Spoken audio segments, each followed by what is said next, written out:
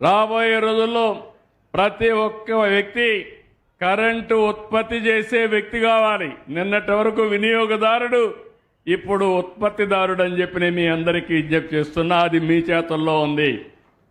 దాన్ని మేనేజ్ చేయడం నా చేతుల్లో ఉంటుంది. ఒకప్పుడు నేను మా ఆడబిడ్డలకి, మీరు ఒకసారి ఆలోచిస్తే, వంట గ్యాస్ సిలిండర్లు ఇచ్చా. మా తల్లి పడే కష్టాలు చూశా. సగం సమయం ఆ జీవితం అంతా నేను ఎమ్మెల్యేగా ఉన్నా, మంత్రిగా ఉన్నా, కిచెన్లోనే ఉండేది.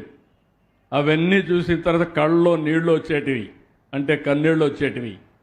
ఆ పొగంతా పోయి అనారోగ్యం వచ్చేది.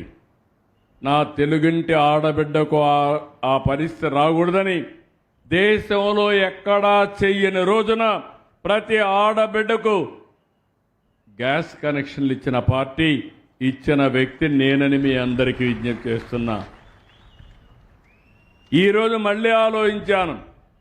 కొంతమంది ఆ డబ్బులు కట్టలేక గ్యాస్ వాడకుండా కట్టెలు పొయ్యకపోతే ఇది కరెక్ట్గా లేదని మళ్ళీ ఈరోజు మీ అందరికీ 3 గ్యాస్ సిలిండర్లు ఉచితంగా ఇచ్చాను. అదే సూపర్ 6 అని చెప్పి నేను మీకు తెలియజేస్తున్నా. ఇంకొక పక్క ఈ కార్యక్రమాలే కాకుండా త్రాగునీటి సమస్య, దీన్ని కూడా నాశనం చేసే పరిస్థితికి వచ్చారు. ఎందుకు నేను ఈ విషయం మాట్లాడుతున్నానంటే, గవర్నమెంట్ ఆఫ్ ఇండియా ఒక కార్యక్రమం తీసుకున్నారు. ప్రతి ఒక్క ఇంటికి వాటర్ ట్యాప్ ఇవ్వాలని, తద్వారా రాష్ట్రంలో ప్రతి ఒక్కరికి కూడా సురక్షితమైన మంచినీళ్లు తాగడానికి ఇవ్వాలని కేంద్రం ఒక కార్యక్రమం తీసుకుంటే అది కూడా వాడుకోలేదు.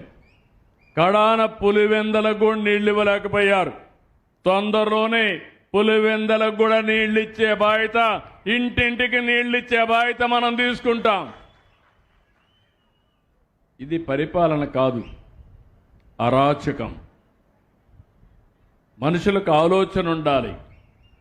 కేంద్రం 40% సబ్సిడీ ఇస్తారు, మనం ఒక 40% పెట్టుకోవాలి.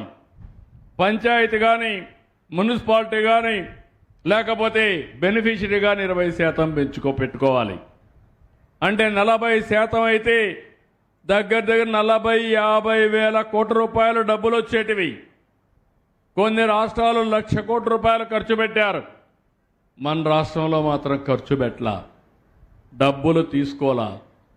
ఈరోజు అవన్నీ కూడా చూస్తే ఒకసారి వాళ్ళు చెప్పింది శాశ్వతంగా మంచినీటి సౌకర్యం ఇవ్వాలని. ఊర్లో బోరేసి కాదు. ఈరోజు ఈ జిల్లా ఉంది, గండికోటని తీసుకొస్తే శాశ్వతంగా నీళ్లుంటాయి. వెలుగొల్లు నుంచి నీళ్లు తీసుకుంటే శాశ్వతంగా ఉంటాయి. అలాంటి వసతి కల్పించమని చెప్తే అది చేయకుండా బోర్లేసి ఆ స్కీమ్ని భ్రష్టుబట్టి తీసుకొచ్చారు. నేను వచ్చిన తర్వాత ఈ నియోజకవర్గానికి హామీ ఇస్తున్నా. దగ్గర 68 గ్రామ పంచాయతీల్లో 6 మండలాల్లో తొందరలోనే ఇంటింటికి కొళాయి ఇచ్చే బాధ్యత, ట్యాప్ ద్వారా ఇచ్చే బాధ్యత నాది. ఇదే కాకుండా ఈ స్కీమ్లో పీలేరు, తంబళ్లపల్లి కూడా కవర్ చేస్తాం. ఇంకొక పక్కన మున్సిపాలిటీకి కూడా 100% త్రాగునీరు ఇచ్చే బాధ్యత, ట్యాప్ వాటర్ ఇచ్చే బాధ్యత మేము తీసుకుంటామని మీ అందరికీ హామీ ఇస్తున్నా. ఇంకో పక్కన ప్రతి ఒక్క ఇంటికి ఫోన్ ఉండాలి, ఉన్నాయి.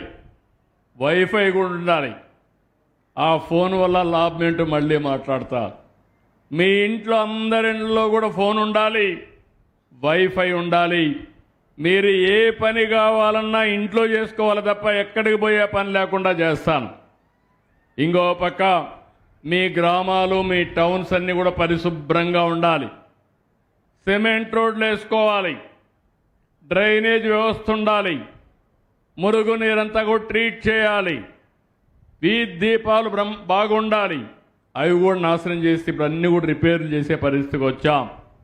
ఇంకో పక్క మీరు వాడిన వస్తువులు కానీ, మీరు ఏదైతే గార్బేజ్ కానీ, చెత్త ఇవన్నీ వస్తూ ఉంటాయి. దానికి కూడా ఆలోచిస్తున్నాను. ఎక్కడికక్కడ ఇప్పుడు నేను అవన్నీ కూడా సమాచారం తెప్పిస్తున్నాను. గార్బేజ్ నుంచి కాంపోస్ట్ తయారు చేయడం, మళ్ళా పొలాలకు వాడడం, మీ ఇంట్లో వచ్చే గార్బేజ్ని మీ ఇంట్లోనే కాంపోస్ట్గా తయారు చేసి మీ కూరగాయలు పండించుకోవడం, కిచెన్ గార్డెన్ పెట్టుకోవడం, ఇలాంటి కార్యక్రమాలు చేస్తున్నాం. మీరు కానీ ఉపయోగించుకోలేకపోతే ఎక్కడికక్కడ వారానికి ఎవ్రీడే కానీ కొన్ని ప్రాంతాలు 2-3 రోజులు కానీ మీ చెత్తంతా కలెక్ట్ చేసి కాంపోస్ట్గా మార్చే బాధ్యత, ఎక్కడ కూడా చెత్త లేకుండా చేసే బాధ్యత తీసుకుంటున్నాం. ఇవన్నిటికీ ఎప్పటికప్పుడు నేను మానిటర్ చేస్తున్నాను.